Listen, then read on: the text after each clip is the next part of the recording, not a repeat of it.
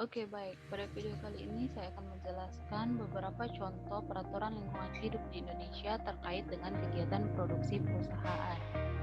Tapi sebelum memulai video ini, saya akan memperkenalkan diri. Nama saya Esther Salih Natalia dari Politeknik Pos Indonesia. Saya dari Prodi D4 Logistik Bisnis kelas 4E. Yang pertama ada Undang-Undang Nomor 32 Tahun 2009 tentang perlindungan dan pengelolaan lingkungan hidup. Pada pasal yang ke-60, undang-undang ini menyebutkan setiap orang dilarang melakukan dumping limbah dan atau bahan ke media lingkungan hidup tanpa izin. Pada pasal yang ke-104, undang-undang ini menyebutkan setiap orang yang melakukan dumping limbah dan atau bahan ke media lingkungan hidup tanpa izin sebagaimana dimaksud pada pasal yang ke-60 dapat dipidana dengan pidana penjara paling lama 3 tahun dan denda paling banyak 3 miliar rupiah. Yang kedua ada Undang-Undang Nomor 23 Tahun 1997 tentang pengelolaan lingkungan hidup.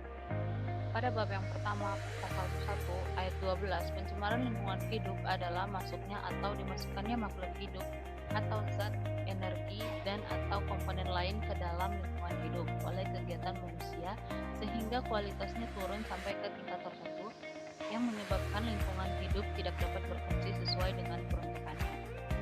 Selanjutnya masih pada bab 1 pasal 1 ayat 14 menyebutkan perusahaan lingkungan hidup adalah tindakan yang menimbulkan perubahan langsung atau tidak langsung terhadap sifat fisik dan atau hayatinya yang mengakibatkan lingkungan hidup tidak berfungsi lagi dalam menunjang pembangunan berkelanjutan.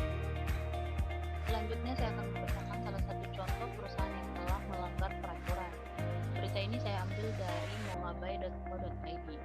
Pidana denda 2 miliar, Jatam cabut izin tambang dan PLTU Indominco.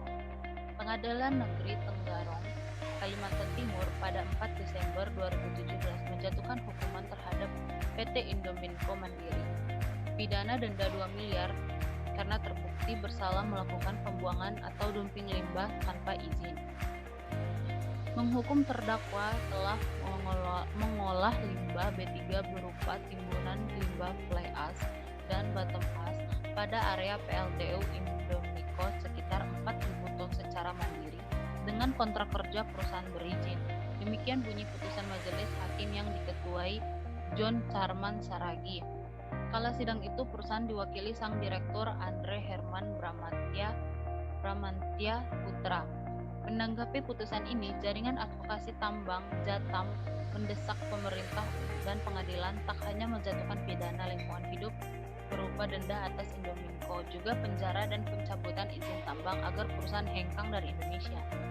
Seharusnya majelis hakim menghukum petinggi perusahaan di Indominco, tak hanya pidana denda yang terhitung kecil, kata Merah Johansyah Ismail, Koordinator Jatam Nasional, Senin 12 Maret 2018.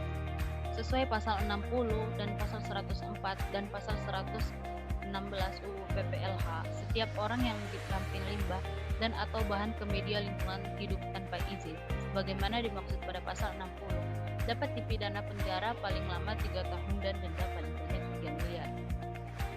Oke, sekian video penjelasan dari saya.